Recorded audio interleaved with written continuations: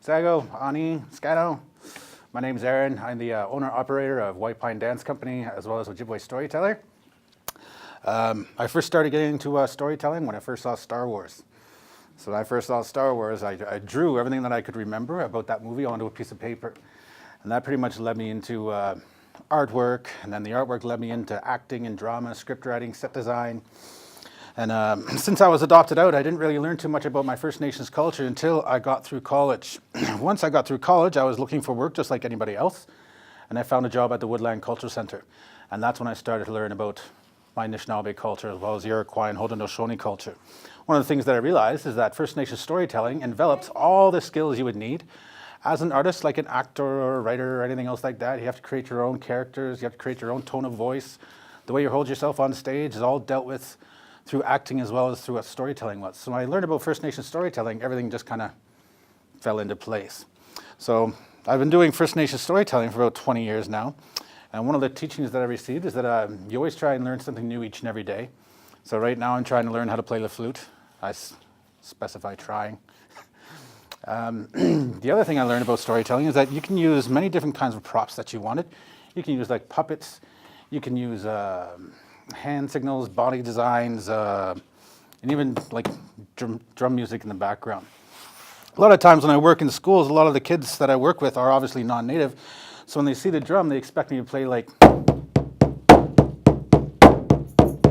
which is never ever a native beat. We never ever use that beat. That beat was introduced to us by one man. His name was Walt Disney. And it came from Peter Pan. So if you've ever seen Peter Pan with the Red Indians dancing around a big, huge pole with a little white woman standing there going, oh, help me, help me. Well, that's where this beat came from.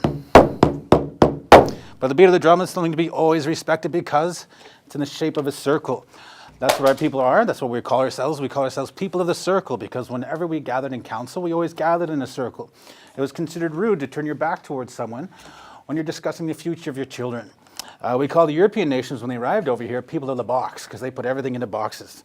If you look at Google Earth, any kind of city, any kind of major metropolis, it's always a series of interconnecting boxes together. But we're called people of the circle because that's how we worked within our own communities. Young and old, male and female, we're all allowed to share their voices, we're all allowed to share their opinions.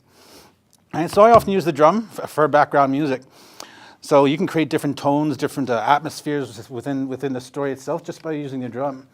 So if I wanted to create tension, it's this.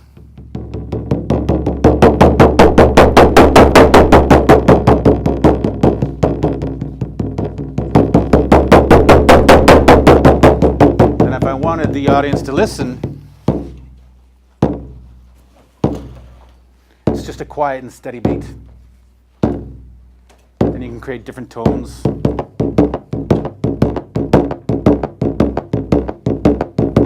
One of the stories that I share is called How the Oceans Became Salty. And in this story, there's a great big huge skunk that is attacking the Cree village. So throughout the story, there's a point where Wolverine jumps out of the food area and scares Kungohote, scares the skunk. So what I do to lead that up is I get the audience all ready. It's like, skunk was 5 steps away. 3. And just as he's about 1 step away, welcome Kungohote. Challenge is a great black skunk. So it's really fun when you're working with a large audience because I always face one side of the room. So when I go, one side of the room goes, poof, poof, poof, poof, then that side laughs at that side, right? And even in the audience that's here, I got him, I got her, him. I can't see it with my glasses on. I got a few others. And that's just by using the drum. Drum also isn't just used for music or background music, so it can also be used for healing. So when my daughter was 5 years old, she had a fever of 105, which is not very good. So we had to take her to the hospital where she got her medicine. We took her back home, but her fever was not breaking and therefore she could not go to sleep. So my daughter asked me to go get my hand drum. So I fell out of bed. Then I fell down the stairs. And then I stepped on the cat. And then I sat beside her on the bed for half an hour just doing this sound.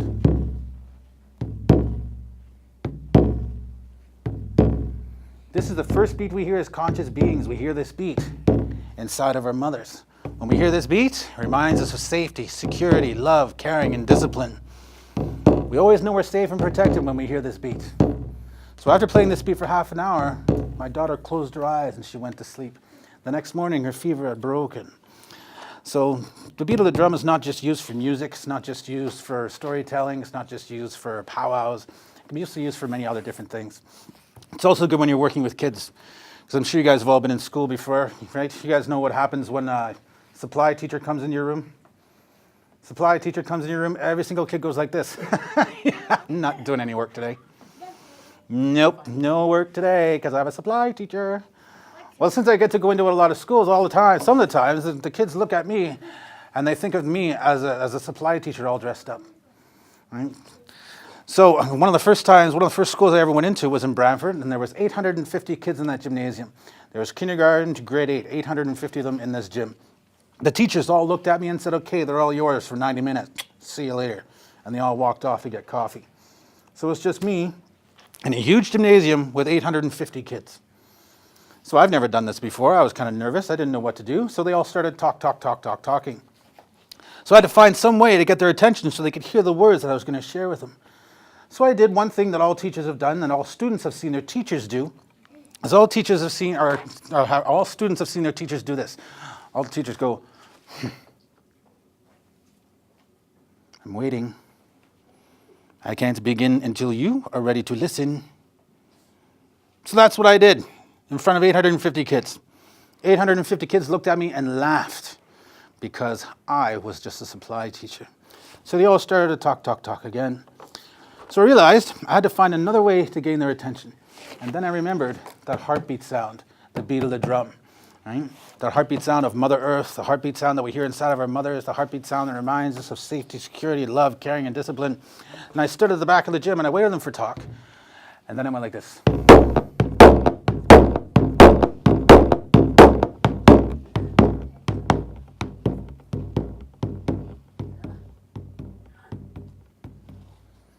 "850 kids were quiet. 850 kids looked at me and went, ooh, look, a guy with a drum, let's watch. 850 kids, all of a sudden their ears were open and they could hear the words that I was going to share. So that's one of the teachings I wanted to share with you is about the drum. It's not just used for music, it's not just used as a rhythmic beat. It can be used for storytelling, it can be used for healing, it can be used when you're working with kids. Right? Because it's a way to gain their attention just by the use of the drum. Hi, my name is Kira Hamlin. Hi, I'm Devin Ognosh. Hey, my name is Alyssa Gandy.